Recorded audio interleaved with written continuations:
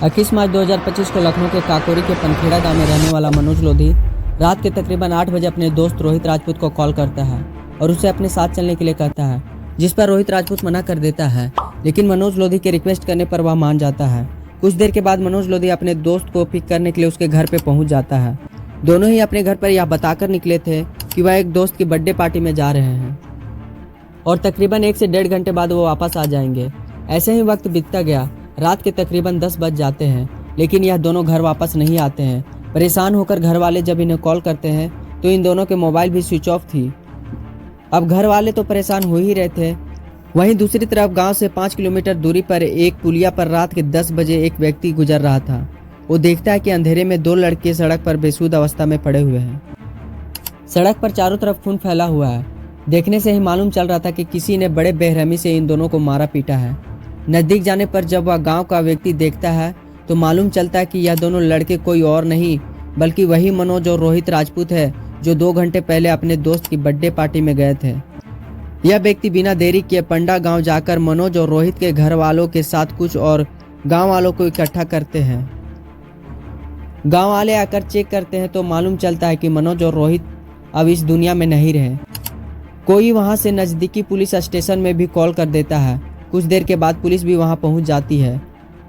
शुरुआती जांच में मालूम चलता है कि किसी ने बड़े बेरहमी से रोहित और मनोज पर ताबड़तोड़ हमले किए हैं।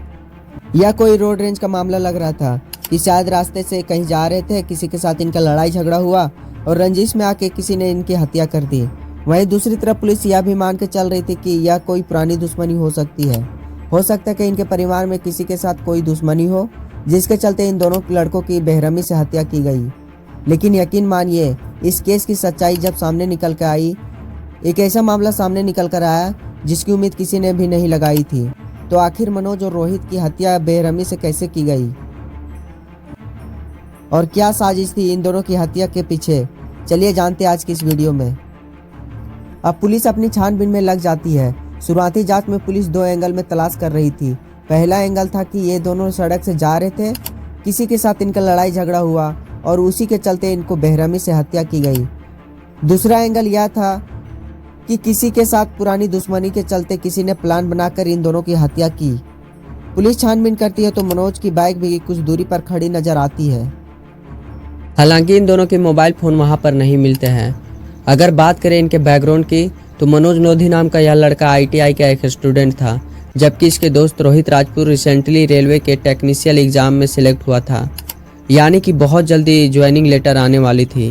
रोहित अपने घर पर बिल्कुल ठीक ठाक बैठा हुआ था, लेकिन उसका दोस्त मनोज उसे अपने साथ ले गया और फिर इन दोनों के साथ वारदात हुई। अब पुलिस दोनों की डेड बॉडी को पोस्टमार्टम के लिए भेज देता है और इस केस की छानबीन शुरू कर दी जाती है। पोस्टमार्टम रिपोर्ट जब आती है तो उसमें यह पता चलता है कि मनोज लोधी नाम का लड़का था। इसके ऊपर 22 से 23 बार हमला किया गया था और एक तेज धारदार हथियार से इन पर हमला हुआ था, जबकि रोहित राजपूत के ऊपर 4 से 5 बार हमला किया गया था, जिसे देखने से ऐसा लग रहा था जिसने भी इन दोनों की हत्या की है शायद वह केवल मनोज को मारने आए थे। लेकिन क्योंकि मनोज के साथ रोहित भी था, इसलिए उन्होंने मजबूरी में रोहित को भी मारा। पुलिस इस केस की छानबीन शुरू कर देती है। सबसे पहले मनोज और रोहित के गांव के लोगों से बात की जाती है। साथ ही मनोज और रोहित की मोबाइल की CDR यानी कि कॉल डाटा रिकॉर्डिंग भी निकाल ली जाती है। रोहित राजपूत के नंबर से तो पुलिस के हाथ कुछ नहीं लगता, लेकिन जो मनोज लोधी था उसकी CDR में पुलिस को कुछ ऐसा मिलता है जिससे इस केस की पूरी डायरेक्शन चेंज होने वाली थी।